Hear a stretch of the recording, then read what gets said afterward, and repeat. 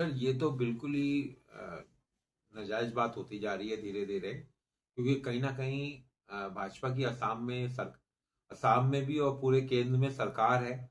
तो कहीं ना कहीं बीजेपी उनके साथ भी बहुत गलत कर रही है, क्योंकि उनके पास सबूत थे इस पूरी घटना के, तभी उन्होंने ये बात अपनी बयान प्रेस कॉन्फ्रेंस में कही थी।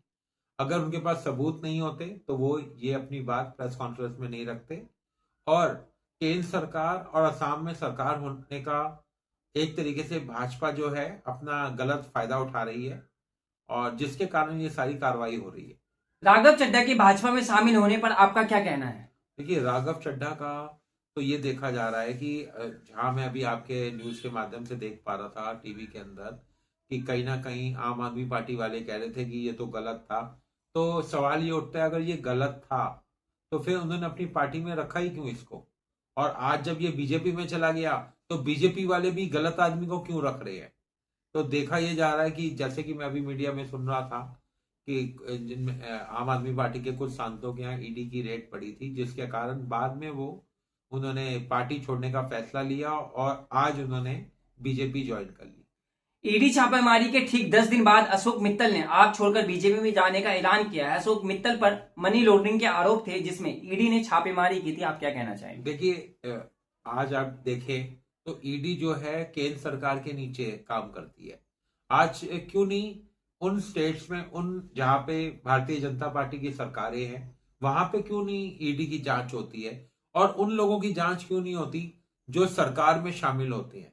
ये एक बहुत बड़ा मुद्दा है, बहुत बड़ी बात है कि जिन राज्यों में केंद्र सरकार के या राज्य सरकारों के जहां पे भाजपा की पार्टियां हैं, जहां पे सत्ता पक्ष के लोग हैं, उनके घर में क्यों नहीं ईडी की जांच होती? क्या वो सब बेगुनाह है? ऐसा बिल्कुल नहीं है। अब आम आदमी पार्टी के थे, उनके आज रेड पड़ी, रेड पड़ने के बाद उन्होंने आम आदमी पार्टी से इस्तीफा दिया और आज भाजपा में शामिल हो गए। अगर वो गलत थे, अगर ईडी की रेड में वो गलत साबित हुए थे, तो भारतीय जनता पार्टी ने उन्हें क्यों ले लिया अपनी?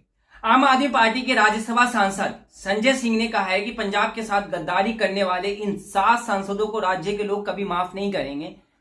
आप आदमी पार्टी की तरफ से कड़ा प्रहार किया जा रहा है, कैसे कहें, क्या कहना चाहेंगे? इस बात के लिए तो मैं संजय सिंह जी का बहुत आभार व्यक्त करता हूं कि उन्होंने सही बात करी। मैं भी पंजाबी हूं और पंजाबी कभी भूलता नहीं है ऐसे लोगों को जो पंजाब की जनता के साथ धोखाधड़ी का काम करते हैं। कपिल सिब्बल सुप्रीम कोर्ट के वरिष्ठ वकील है। उन्होंने कहा है कि हमारी चुनाव प्रणाली संकट में है। पैसे की ताकत और संस्थाओं को दबदबा चुनावी नतीजों को तय कर रहा है। उनकी इस टिप्पणी पर आप क्या कहना चाहेंगे? बिल्कुल सही बोला है कपिल सिब्बल जी ने। मैं उनकी इस बात का भी उनका आभार व्यक्त करता हूं कि उन्होंने बिल्कुल जायज बात बोली है। इस समय हो ये रहा है देश के अंदर, कहीं ना कहीं पैसे के बल पर लोगों को खरीदा जा रहा है।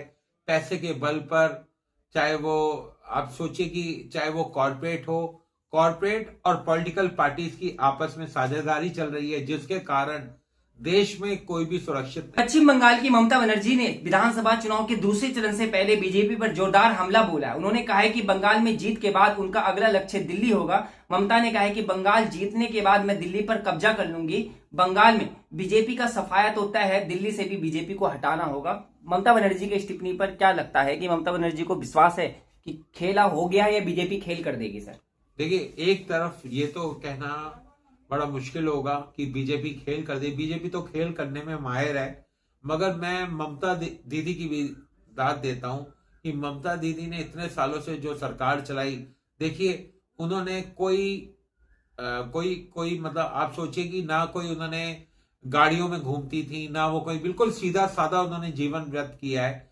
आज किसी भी राज्य में किसी भी पार्टी का मुख्यमंत्री होता है तो उसके साथ बहुत बड़ा गाड़ियों का काफिला चलता है, बहुत सारे उसके सुरक्षाएं होती हैं, जेट सुरक्षा होती है, वायु सुरक्षा होती है।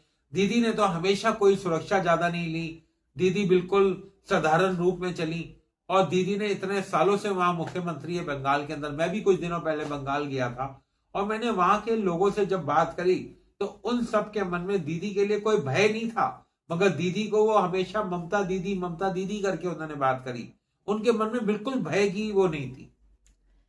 बंगाल और तमिलनाडु चुनाव 2026 में कल हुई बम्पर वोटिंग ने सियासी समीकरण उलझा दिए हैं। क्या ये भारी मतदान सत्ता परिवर्तन का संकेत है सर, या ममता स्टैलिन अपनी जमीन बचाने में सफल हो पाएंगे?